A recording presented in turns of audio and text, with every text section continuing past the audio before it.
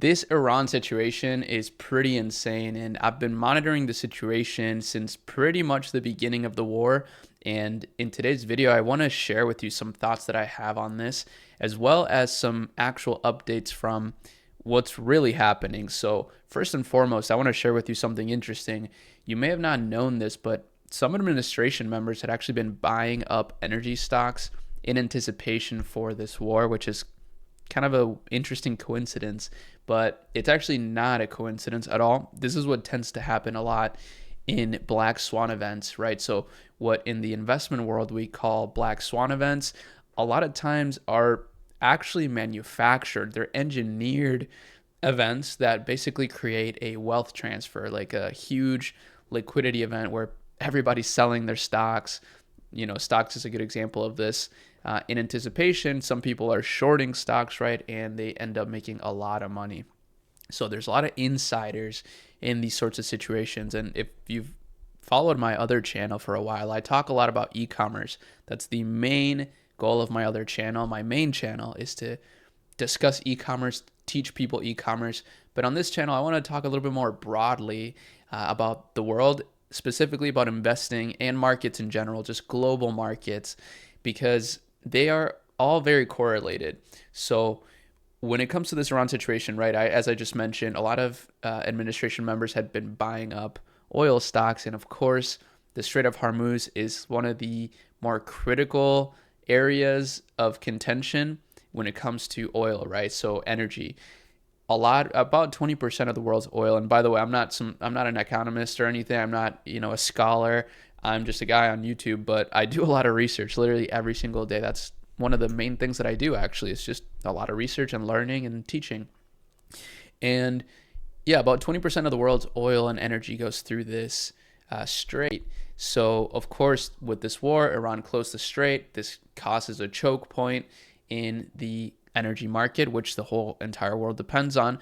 Therefore, energy prices skyrocketed. Now, I don't know what you think about this. I think this is obviously pretty sad, right? That people do this, that people create these like mass hysteria events and, just crazy chaos, literal war, right? Where people die, innocent people die in order to make money. I mean, that's pretty messed up. But here's the thing, like I just mentioned, this has been something that's been around for a long time, right? This isn't new. And the good news about this, I know, crazy, there are good news about this. That's how I try to see things, right? I'm trying to always look at the positive side. And the positive side is that at least now, this isn't, just like secret information that is just reserved for the elite. The access to information that we have today is unbelievable. It's truly a blessing. It can be a curse as well, right? A lot of people spend all their days just doom scrolling, myself included, right? Like I said, I do a lot of research, and sometimes that's literally just scrolling, Twitter.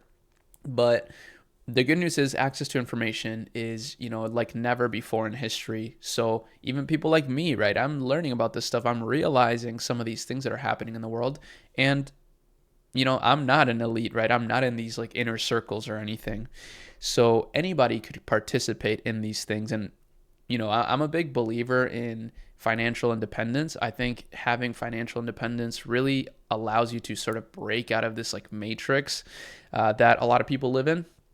And so that's one of the reasons why I focus so much on e-commerce, because it's the main way that I make money and the main way that it's sort of like what my career has, kind of put me into. I was naturally drawn to just selling things online after high school, when I realized that, I needed to make money, right, in order to survive and provide for my family. So that's the good news. You could have been buying energy stocks, right? And I actually was buying energy stocks several months in anticipation to the actual decapitation of the Iranian regime. And I even told my community, on my other channel, I have a Discord that I talk about, and I was telling my community of these stocks that I was buying. I was buying natural gas stocks because I could see that also the European situation wasn't that good, and Europe depends a lot on natural gas. So, to some people, this might be kind of messed up, right? Like, I'm profiting off of this terrible stuff going on in the world. And in some ways it is, right? It is unethical.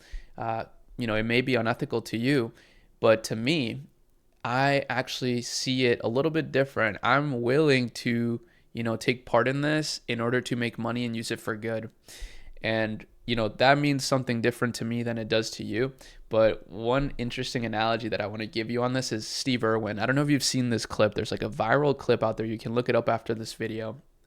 And he's saying, Steve Irwin is a huge conservationist, and he's saying, and money's great. I can't get enough money. I want all the money that I can, and I don't care where I get it from. And you know what I'm going to do with that money? I'm going to take all that money and I'm going to use it for conservation. I'm going to buy up all the land so that I can conserve it.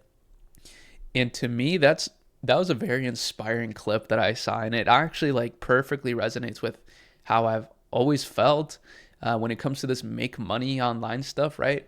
I'm trying to make money not just for the purpose of like buying Lambos or whatever. Like that's stupid to me. I mean, it can be cool, sure, but that's not like the main purpose of making money. At least not to me, right?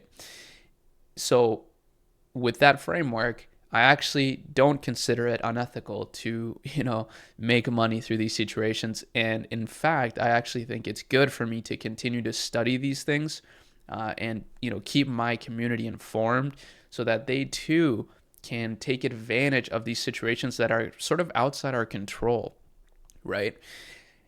And maybe that's cope, for, profiting off of this like terrible thing. But that's not how I see it necessarily, as I just mentioned. But that's sort of the situation. Now, last update I want to give you. So basically what I saw is Trump is actually starting to de-escalate. He recently put out a tweet or not a tweet, on a Truth Social post.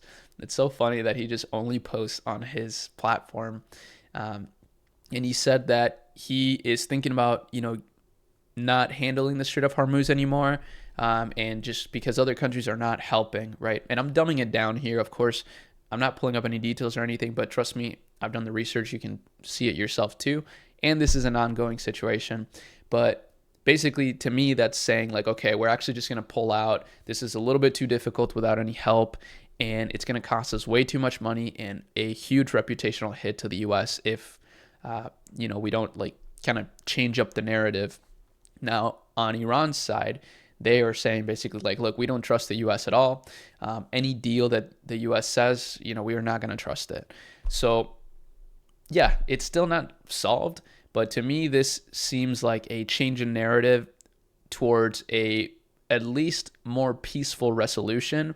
I don't think this will be good for the U.S. in any way, though. I mean, like, this is really bad because now transnational capital, right, like the capital from around the world, is definitely going to be a little bit more skeptical about the US and investing in the US. So that's not good, right? Especially with like this AI wave, it heavily depends on transnational capital investing in the US, right? So we'll see what happens. Like I mentioned, I'm going to continue to keep you guys updated on everything that I learn, on everything that I'm seeing. I'm going to continue to try to teach you guys as much as I can about every situation, about e-commerce and investing. So, if this is your first time watching my videos, I'm an entrepreneur and investor. That's what I consider myself. But I'm also a teacher, right? I'm here on YouTube because I just love teaching stuff for some reason. I don't know why. I always have since I was younger. I used to want to be a history teacher. And then after that, I wanted to be a psychologist. And then I realized, wait, I actually kind of need to make money in order to provide for my family. And I want to make a lot of money so I can provide for my family and others as well. And because of that, I switched up and wanted to be an industrial psychologist. I learned about, psychology in corporate companies. But then I realized I should probably learn more about money. So then I actually went to college for economics and business administration. I was actually doing a double major. But then I realized, I started to look into the online world, and I started to make money by just selling things on eBay. And I realized, I'm actually learning more about money and business by just selling things online. And that was kind of the birth of my entrepreneurial career. And, later I got into investing. I started to learn more about venture capital, about, how, capital can really do a lot of good and also can help you build more wealth too without necessarily, it's like a high leverage way to build wealth. without necessarily having to put more time in, which was always a big constraint for me because I have a family. I have a daughter now, but even before that, I've been in a very serious relationship since high school. So I've always wanted to spend time with my family and, doing what I want, not necessarily like working like crazy. So that's how those things came together. And that's what I'm doing now. But hopefully, this was informational. I'm going to keep posting on this channel a little bit more raw. I mean, all my videos are raw on my main channel too, but this will be even more raw in terms of the topics covered. But I will also be streaming on my main channel more. So make sure that you go check that out because there we'll cover e commerce, investing, global news, and trends. And it'll be fun, actually. I'm going to try to continue to make all of my content informational, raw, authentic, and fun, and as informed as possible. So, yeah, that's about it. Peace.